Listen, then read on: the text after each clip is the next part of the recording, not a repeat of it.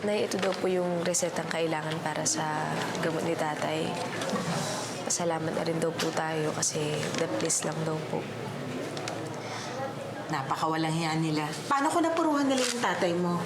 Akala ko tapos na nila tayong guluhin. Hinarangan na nga nila yung pangarap ng tatay mo. Kinuha na nilang lahat. Pagkatapos ngayon, ganito pa. Sumusobra na sila. Pinag-iinitan nila tayo kasi alam nila wala tayong kalaban-laban. Pwes pakikita natin sa kanila na hindi nila tayo masisindang. Lalaban tayo. Magdidemanda tayo. Pero, tayo, Nay, nag-aalala lang po ako. Paano po kung gumanti po si Sir Vicente sa atin? Tama din naman si Sinat. Masyadong matapang yung matandang yun. Hindi yun papayag na palamang. Papi, galit na galit ako. Pero ano naman ang gagawin ng galit natin? Ng galit ko? Anong gusto niyong gawin natin? Pabayaan na lang natin. Hindi ako papayag ng ganun, Mami.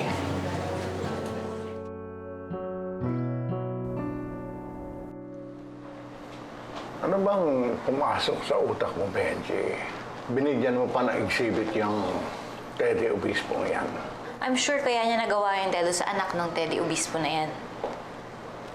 Doc, sige po. Maraming salamat. Oo. Thank you, Doc. Yeah. We will get in touch po. Thank you. Catalina, will you shut up? Isa ka pa, ha?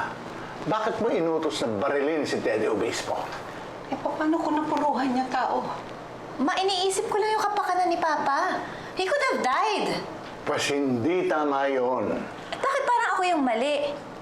Hindi naman mangyayari to kung yung magaling yung apo, hindi nakikipagkaibigan sa mga kaaway natin.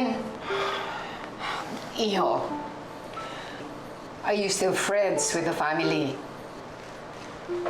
Benji, ikaw, pumalpak ka na noon dahil sa pamilyang yon. Hindi ka na natuto. I never thought stupidity can be permanent. Just wanted to help Nila. What?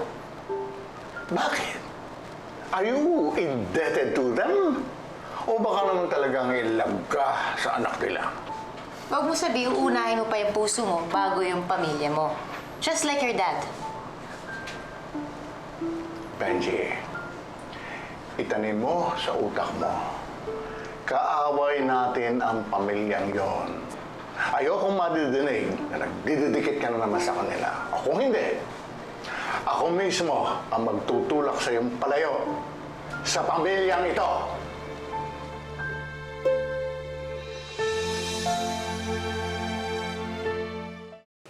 Pero paano nga kung balikan tayo? Paano kung may isa pang masaktan sa pamilya natin? Paano kung si Sinat? Paano kung si Sol? Paano kung si Tala? Kung tutuusin, tahimik na naman kasi ang buhay natin. Pero lang dumating talaga sa buhay natin yung mga Rosales na yan. Lalo na yung Benji na yan. Tay, wala naman pong kinalaman si Benji po dito. Siya pa nga po yung tumulong po sa atin, di ba? Tumulong? Alam mo ba kung ba't tumulong yun? Tinulungan niya tayo kasi gusto niya ng kapatawaran.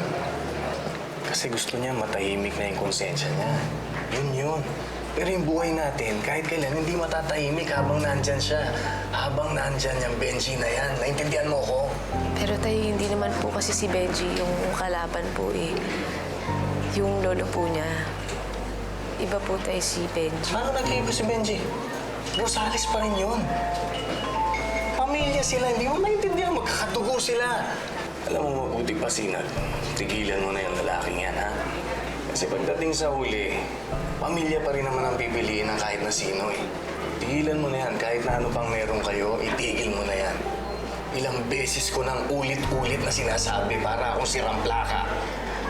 Isa pa, tatamaan ka na talaga sa akin. Papi, Sumalo na ako ng bala para sa pamilya ko. Ano pa susunod?